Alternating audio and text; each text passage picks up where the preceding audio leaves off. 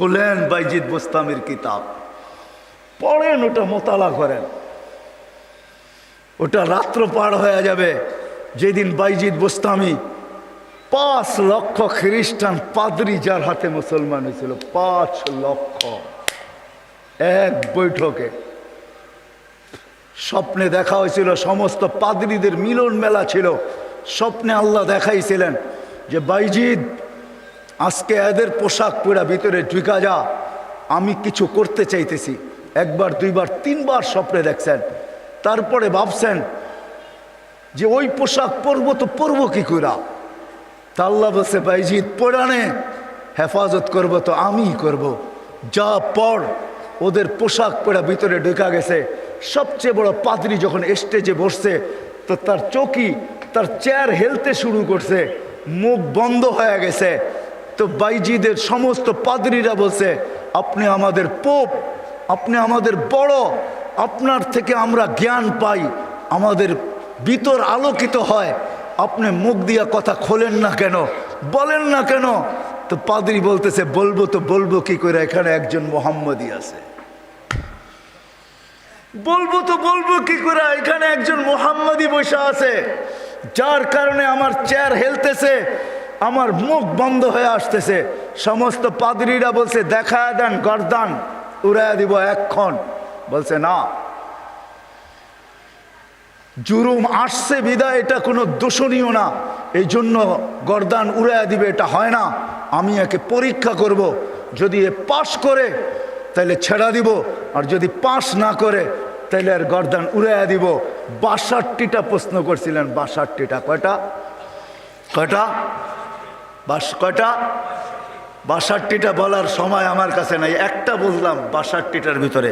বলছিল কুকুর ঘেউঘের ভিতরে কি বলে। 62টা যখন পুরা বলা দিছেন তো জিজ্ঞাসা করছে আমি সত্য বলছি? তো পাদ্রী বলতেছিল সাদাক্তা, তুই সত্য বলছ। বলে তুমি 62টি প্রশ্ন করছো, আমি একটার জবাব, প্রত্যেকটার জবাব দিছি, আমি তোমাকে একটা প্রশ্ন করব, জবাব দিবে? বলে পড়ো, করো প্রশ্ন। বলে আকাশ আর জান্নাতের চাবি কি? আকাশ আর জান্নাতের চাবি কি? বড় পাদ্রী চুপ হয়ে বসে গেছে। 5 লক্ষ পাদ্রী ধরছে যে 62টার জবাব দিছে, আপনি একটার জবাব দিবেন না, তো দিবেন না কেন? বলছে আমি জবাব জানি, দিলে তোমরা আমাকে মানবে না, মানবে এটা আগে বলো। বলছে অবশ্যই আপনি আমাদের বড় পোপ, যা বলবেন আজকে তাই মানবো। বলে জান্নাত আর আকাশের চাবি হইল লা ইলাহা ইল্লাল্লাহ মুহাম্মাদুর রাসূলুল্লাহ। 5 লক্ষ একবারে মুসলমান হয়েছে ওই বাইজিদ বোস্তামি রহমতুল্লাহ আলাইহির হাতে। হায় হায়, আবু হানিফার জানাজা দেখা 90,000 খ্রিস্টান মুসলমান হয়েছে। জানাজা দেখা, মুর্দা দেখা। ইমাম তাইমিয়ার জানাজা দেখা 50,000 খ্রিস্টান মুসলমান হয়েছে। আহমদ ইবনে হাম্বল রহমতুল্লাহ আলাইহি জানাজা দেখা 60,000 খ্রিস্টান মুসলমান হয়েছে। শুধু শুধু আহমদ ইবনে হাম্বল রহমতুল্লাহ আলাইহি বলেন নাই আমাদের জানাজা আমাদের সততার প্রমাণ। আমাদের সততার প্রমাণ হলো যে আমরা যে সত্য, এটার প্রমাণ হলো আমাদের জানাজা। 60,000 খ্রিস্টান মুসলমান হয়েছে মুর্দা দেখা। জিন্দা অবস্থায় কতটি হয়েছে আল্লাহ জানে। তো যেটা আমি বুঝাইতেছিলাম, ওইখানে আছে কুকুর কি বলে বলো। প্রথম শুরু করছে 1 বলো যেটার 2 নাই, 2 বলো যেটার 3 নাই, 3 বলো যেটার 4 নাই, 4 বলো যেটার 5 নাই, 5 বলো যেটার 6 নাই, 6 বলো যেটার 7 নাই। এরকম 62টা প্রশ্ন করছেন। 62টা প্রশ্নের জবাব দিছেন বাইজিদ বুস্তামি রহমতুল্লাহ আলাইহি। আর বাইজিদ এমনি হয় নাই। ওনার আব্বা ছিলেন না। কাহিনী আমি অন্যদিকে চলে যাব। আমরা তো ছেলে পেলেকে বানাইতে চাই না, মাও আজকে বানাইতে চায় না, বাপও বানাইতে চায় না। আমরা বানাইতে চাই দুনিয়ার এডুকেটেড। রাগ হয় না, পায়ে হাত পড়ি। আপনি সাধারণ শিক্ষায় শিক্ষিত করতে চান, ঠিক না? জেনারেল শিক্ষার মানে কি? ডিকশনারিতে কি লেখা আছে জেনারেলের অর্থ বলো? যারা কলেজে পড়ছেন, স্কুলে পড়ছেন, বলেন জেনারেলের অর্থ কি? সাধারণ। সাধারণ কোনোদিন গৌরবের বিষয় হয় না। সাহাবাদের কাছে অসাধারণ ছিল, এই জন্যই তো ম্যাককে অনুগত্য করতে পারতেন। এই জন্যই সমুদ্রের উপর দিয়ে ঘোড়া দৌড়াইতে পারতেন। এই জন্যই তার বিহীন, প্রযুক্তিবিহীন 3000 কিলোমিটার দূরে কথা বলতে পারতেন, পাহাড় দেখাইতে পারতেন। সারিয়াতাল জাবাল, অসাধারণ বিদ্যা, এরা বিদ্বান ছিল। আমরা তো সাধারণ বিদ্যায় বিদ্বান হই, গৌরবের আর শেষ থাকে না। আমরা এডুকেটেড, আমরা জেনারেল শিক্ষায় শিক্ষিত। রাগ হয়ে যাবেন? একটা উদাহরণ দিই। আমাদের অবস্থা এরকম, এক ব্যক্তি জাপান থেকে গাড়ি কিনে আনছে, তো গাড়ির 3 দিকে জাপানি ভাষায় বড় বড় অক্ষরে লেখা। তো সে মনে করছে অনেক কিছু ভালো কথা লেখা হবে, বিদায় এটা কেনার পরে আর মোছে নাই, না মুছেই চালাইতেছে, লেখাটা আর মোছে নাই। একটা ক্রেডিটও তো আছে, ঠিক না?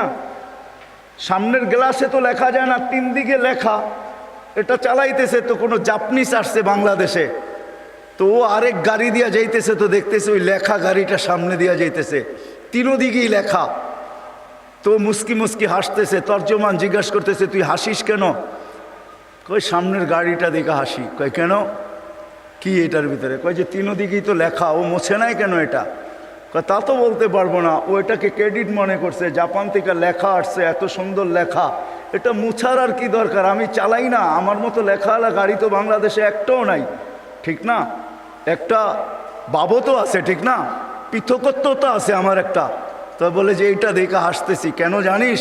এই গাড়ির ভিতরে লেখা আছে তরকারি বেচার গাড়ি। কি লেখা আছে?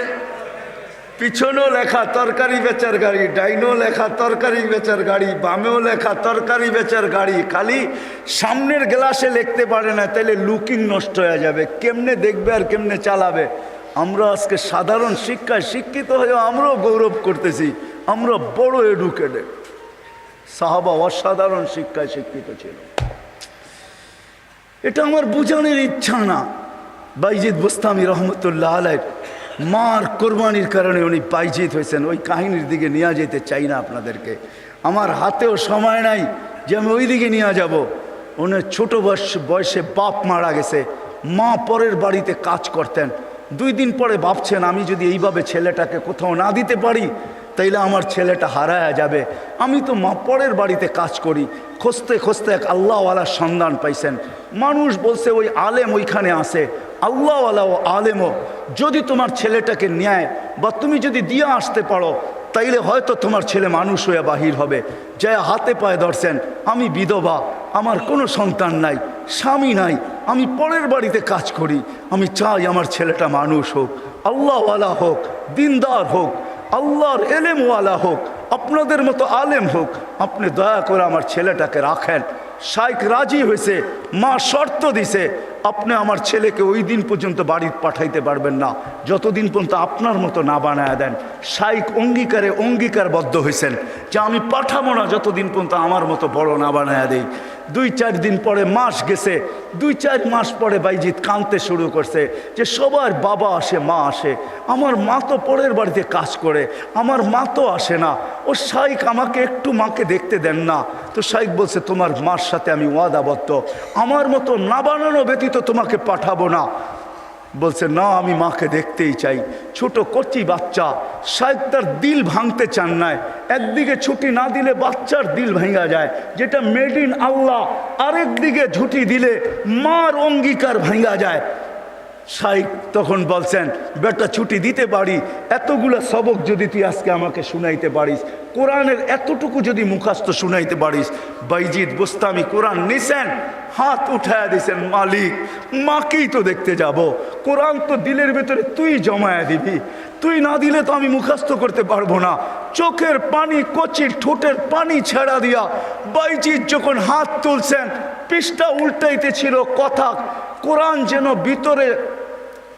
ভিতরে যেরকম আমরা আমাদের মোবাইলের ভিতরে নেই, ব্লুটুথের মাধ্যমে, শেয়ার হিটের মাধ্যমে, হোয়াটসঅ্যাপের মাধ্যমে সে পৃষ্ঠা উল্টাইতে ছিল, কোরআন তার ভিতরে গাঁথতে ছিল। যতটুক সবক শাইখ দিছে এর চেয়ে বেশি যায় বলছে শাইখ রেডি হয়ে গেছে। বলছে তুমি এটা মুখস্থ করলা, তো করলা কি কইরা? মুচকি হাসি দিয়া বলছে, শাইখ কালাম যার সে বসায়া দিছে। তো শাইখ বুঝছে এটা কোনো সাধারণ ছেলে না। ছুটি দিছে, বাড়িতে গেছে, দরজা খটখটাইছে। মা জিজ্ঞাসা করছে ভিতর থেকে কে? বলছে বাইজিৎ। বলছে না, আমার বাইজিৎ আসতে পারে না। আমি তো শাইখকে বলে আসছি বাইজিৎ ওই পর্যন্ত আসবে না, যেই পর্যন্ত শাইখের মতো না হয়, আল্লাহওয়ালা না হয়, আমার বাইজিৎ আসবে না। তুমি আমার বাইজিৎ হতে পারো না। মা দরজা খোলেন নাই। মাও এরকম ছিল।